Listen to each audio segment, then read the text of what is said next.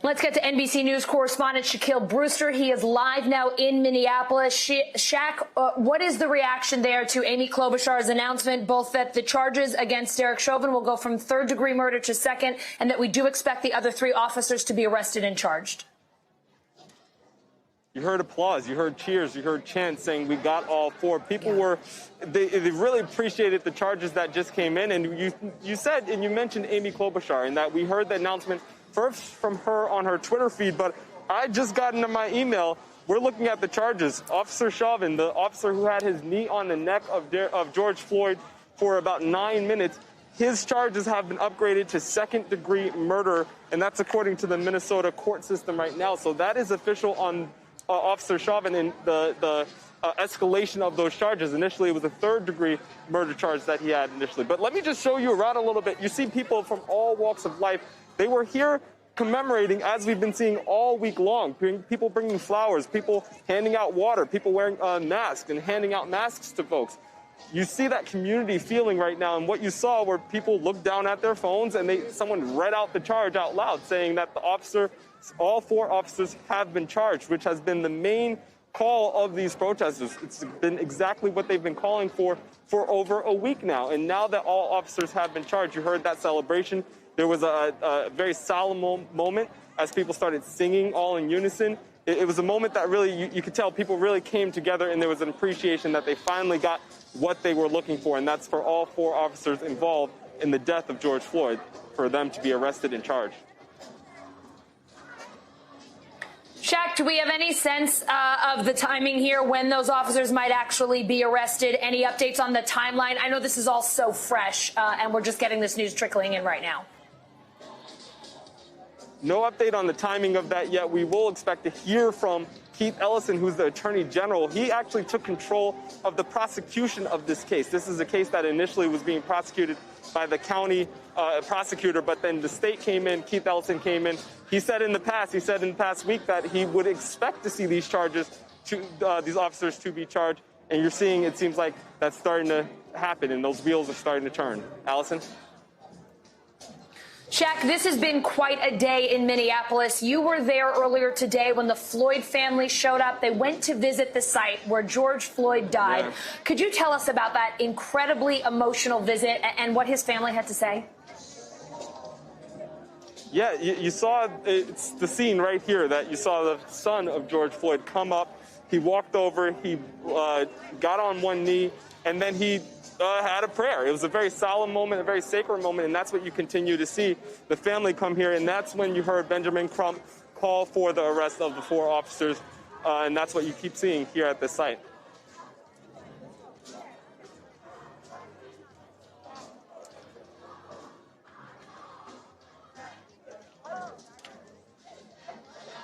Shaq, have we gotten reaction from the family yet today to the news, the upgraded charges?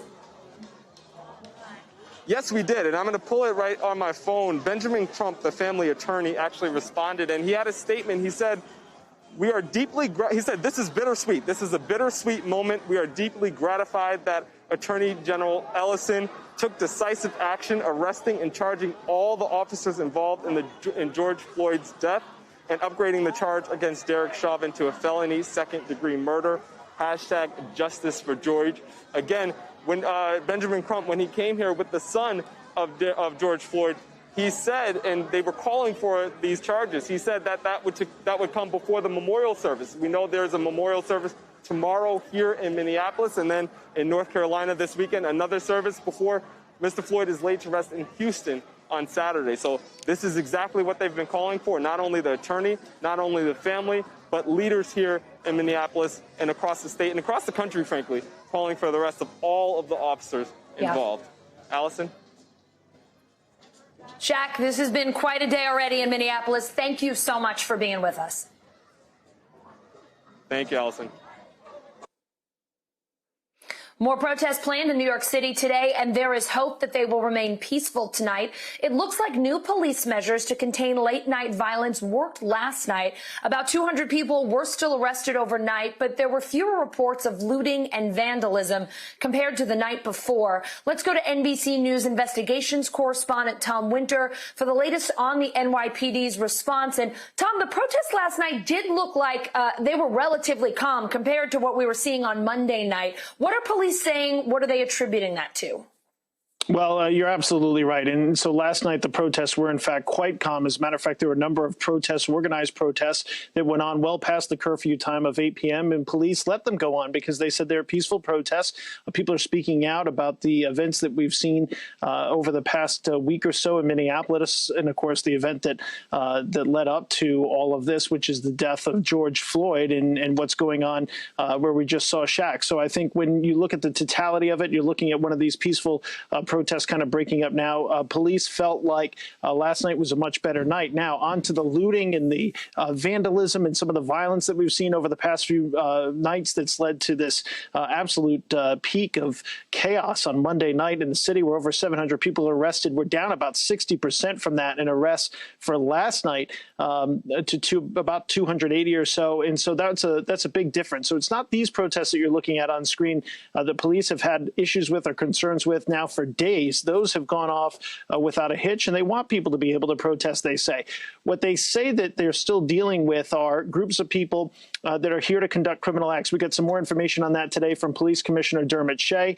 Shea detailing the types of folks that have been coming into the city. He says people from Brooklyn, from the Bronx have been coming into Manhattan to conduct this looting that they've seen citywide, and some of the vandalism that, as I said, reached a peak on Monday night. So that's been an issue. On top of that, they've had anarchists and other kind of disparate groups that have been involved with some of the police violence. They said that law enforcement officers found bins of rocks yesterday at different points throughout the city that could be used against police. They've talked about this. We've talked about this before as far as the ability to resupply and set up routes for people to get more things to kind of engage with officers with and conduct violence. So that's been a concern. The other thing that worked last night are you just saw those vehicles coming down the street in New York City. By curtailing the traffic and by putting this curfew in early, police were able to stop vehicles. One of our colleagues was out with police. A number of vehicles stopped that had guns in them, had looted goods in them. So it was a pretty successful night as far as the tactics that were employed. We'll see what happens tonight. Tom, early on, the governor criticized the NYP's handling of these protests. Has the NYPD reacted or responded to that? Well, they sure did respond. A number of officers took issue with the governor's comments, and basically the NYPD brass said, look, if you're going to blame somebody, blame us or engage with us, the leadership. Don't engage with the police officers. It's something that the top uniformed officer of the NYPD, the chief of department, Terrence Monahan, spoke about earlier today on the Today Show. You'd have to come out and see what these men and women are doing. Don't ever call them ineffective. As a matter of fact, last night his office called and apologized to me. I know he called the commissioner directly to apologize that that's not what he meant. The men and women of this agency have done a remarkable job in probably unprecedented times, and I couldn't be prouder of the work the men and women of this agency have done. Allison, the police in New York City are now working 12-hour tours. There's several thousand additional officers that have been detailed. Requested days off have all been canceled. The schedule says that they can be called in at any time and be assigned to any command if they need it. So I think Chief Monahan's point here is, look, don't pick on the cops that are actually doing the work. He said that they're tired, that they're bloodied. This has been physical and taxing work. This is not police sitting in cars waiting for people to commit crimes. These are police going out and chasing people that are trying to damage New York City. So it's been a challenge the last few nights, and police say that they're going to be out there for the next few nights to come. Hey, and look, Tom, you said it. It's true. It has been a challenge for them for the past few months as well. It tends to be a little bit more back of mind with what's going on in our country right now. But we are still in the midst of the pandemic, and we have talked to you time and time again about what a toll that has taken on the NYPD. Yeah, almost 6,000 members of the department have had coronavirus, according to the latest departmental statistics. At one point, nearly 1 in 5 police officers were out sick, and that percentage is now down to about 2.5%, which is the normal amount. It's gone up a little bit over the past few days, obviously, as police have suffered injuries, been run over by vehicles, been hit by rocks. One of our colleagues spoke to somebody who was hit by a lieutenant that was hit by a brick on Sunday evening in a pretty disturbing video. So, yeah, it's been a tough couple of months for them, from illness to these protests, but they say that they want people out there peacefully protesting if that's what they'd like to do. Yep. And they've spoken out, including the head of the union of the New York City Police Department, as you and I discussed yesterday, about what happened in Minneapolis. Yeah, Tom, look, we all know the goal here is for New Yorkers to be able to express their voices, to have their feelings heard, and to be safe while doing it. I hope it stays that way tonight. Tom Winter, thank you so much. Me too. Thank you. Protesters back in the streets of Washington, D.C. for a 6th day today, hundreds of them outside the U.S. Capitol. At one point, Capitol Police took a knee in solidarity with those protesters. NBC News correspondent Ellison Barber joining me now from D.C. And Ellison, what is it like where you are right now? Hey, Allison, House Speaker Nancy Pelosi just came outside to thank some of the protesters here and walk around. She had a bit of a mixed reaction. Some people thanking her for being here, others feeling like it was a bit of a photo op. You can see there is still a fairly large crowd here. It's substantially smaller than what it was earlier. People are sort of just hanging out kind of as the day has finished. The group who's organizing this, they have a march, another march that they will be doing on Saturday. They say they're talking, kind of planning for some of that right now. But look, again, protesters were out here today for hours. They started down at Freedom Plaza around 9:30 this morning, and in the heat, they marched their way right here. They held their hands up, painted the palms of their hands red, and pointed it towards the building, saying that they believed the government and law enforcement have blood on their hands. They chanted, they sang songs. At one point, they were kneeling at various points and asking the officers on the other side of this bike rack barricade to kneel with them. Some did, most did not. Protesters who were in this area, all of them at one point got on the ground and laid with their face down for 8 minutes and 46 seconds. They had their heads, their bodies on the ground, completely silent, symbolizing a moment of silence for the amount of time that officer kept his knee crushed on George Floyd's neck as he died laying on the ground there. The first sound I heard when they were all lying here was a bit of a muffled sound from one of the protesters crying. We spoke to her after, and here's what she told us she was experiencing in that moment. This is just a start. We really appreciate all of the law enforcement that goes in with that, but this is only a start. We're looking to defund our local law enforcement offices, especially MPD. There's a budget hearing here soon, so we just hope that budget cuts are being made. And we also call for the abolishment of transit police as well. That was the wrong soundbite there. That was actually one of the organizers of this event talking about something else. But the protester that I spoke about, who I heard crying, I asked her, what she was feeling laying there in that moment. And she said she just became overwhelmed with emotion because in that moment, she really felt and realized how long 8 minutes and 46 seconds is. She said her message to people at home is if you care about this, she hopes that they will do something. But it was a very emotional day, very powerful day here at the Capitol as hundreds of peaceful protesters made their voices heard. And it seems like people inside that building, some are at least hearing, because again, we've seen 2 public officials come out, Speaker Nancy Pelosi, as well as Senator Elizabeth Warren. Allison? Good to see. Ellison, the mayor of D.C. is extending the citywide curfew another day, but moving it back to 11 p.m. tonight after it sounds like last night's protests were relatively calm. What is the mayor of D.C. saying worked here, and what are the plans to try to keep that going through tonight? Yeah, I mean, compared to what we saw 2 nights ago, there were very minimal arrests, a lot less confrontations between protesters and police. The curfew last night was 7 p.m.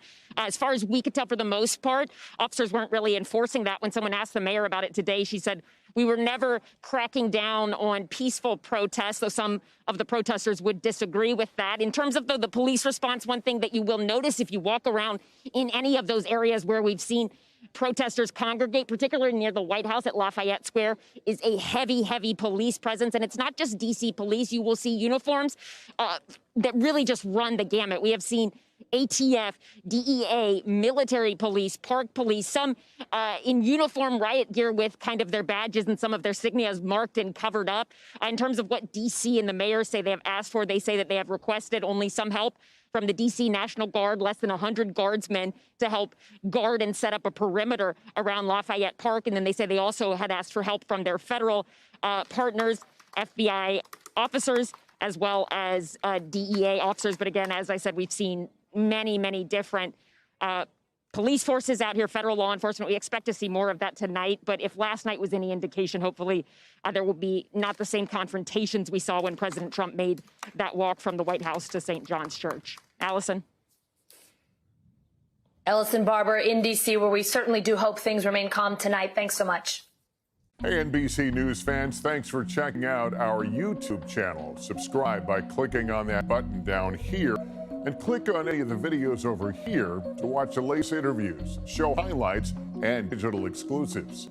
Thanks for watching.